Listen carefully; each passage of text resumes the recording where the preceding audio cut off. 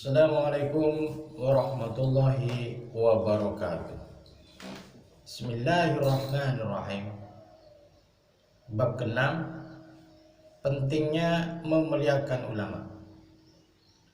Dalam bab ini saya ingin menghimbau kaum muslimin pada satu perkara, bahwa di zaman ini ulama bukan hanya tidak diperhatikan dan disangka buruk, tetapi sudah ditantang dan dihina. Menurut ajaran Islam, perbuatan itu sangat berbahaya. Memang di dunia ini tidak diragukan bahwa dalam setiap kalangan selalu ada yang baik dan ada yang buruk. Begitu pula di kalangan para ulama, bahkan lebih dari itu, di kalangan ulama telah bercampur ulama palsu dan ulama asli. Ulama su atau buruk dan ulama rasyid lurus. Namun ada dua hal yang perlu kita perhatikan dalam masalah ini. Pertama, jika seorang ulama belum dipastikan sebagai ulama su, janganlah sekali-sekali kita membuat kesimpulan apapun terhadapnya. Allah Subhanahu wa taala berfirman, A'udzu billahi minasyaitonir rajim. Bismillahirrahmanirrahim. Wala taqfu ma laysa laka bihi ilmu. Innas sam'a wal basara wal fuada kullu ulaika kana anhu mas'ula. Janganlah kamu melakukan suatu tindakan yang kamu tidak mempunyai pengetahuan tentang hal itu. Sesungguhnya pendengaran, penglihatan, dan hati akan ditanya.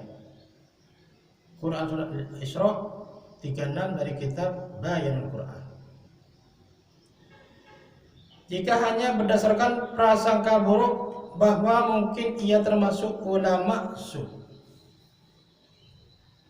sebelum memperoleh kejelasan terlebih dahulu, kemudian kita menolak ucapannya, hal itu merupakan kezaliman yang besar.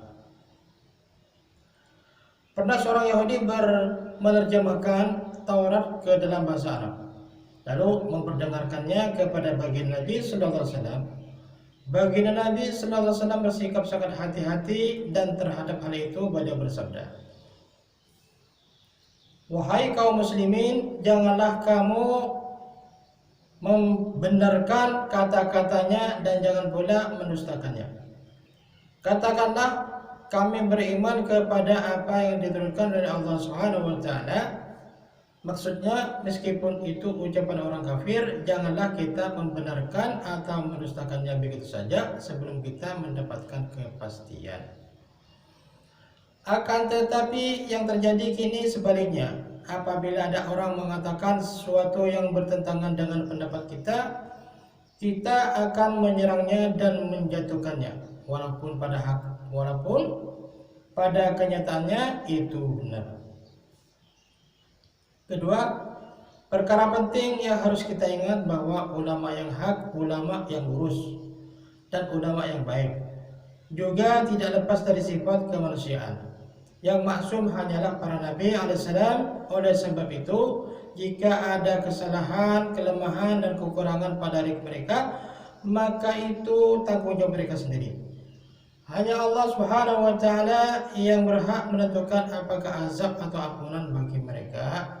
Bahkan insyaallah kemungkinan besar kesalahan-kesalahan mereka akan diampuni oleh Allah Subhanahu wa taala, sebagaimana majikan yang pemurah dan menyuruh pembantunya meninggalkan urusan pribadinya dan menyibukkan diri dalam tugas yang diberikan oleh majikannya. Sudah pasti majikan itu akan mudah memaafkannya.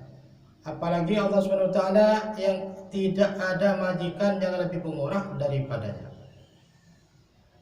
Kalaupun dengan keadilannya dia menyiksa seseorang, itu urusan Allah Subhanahu wa taala, bukan urusan kita. Dengan demikian, orang yang mengajak untuk berprasangka buruk kepada para ulama, membenci para ulama, berusaha menjauhkan umat dari para ulama adalah penyebab rusaknya agama Orang yang berbuat demikian akan mendapatkan bencana besar. Demikianlah pembacaan taklim. Marilah kita selalu membaca taklim, baik di rumah-rumah maupun di masjid-masjid. Semoga kita dapat melaksanakan dan mengamalkan dan menyampaikan ke umat saudara alam insyaallah. Subhanallah wa bihamdihi, subhanallah wa bihamdika, asyhadu an la ilaha illa anta astaghfiruka wa atubu ilaik. Assalamualaikum warahmatullahi wabarakatuh.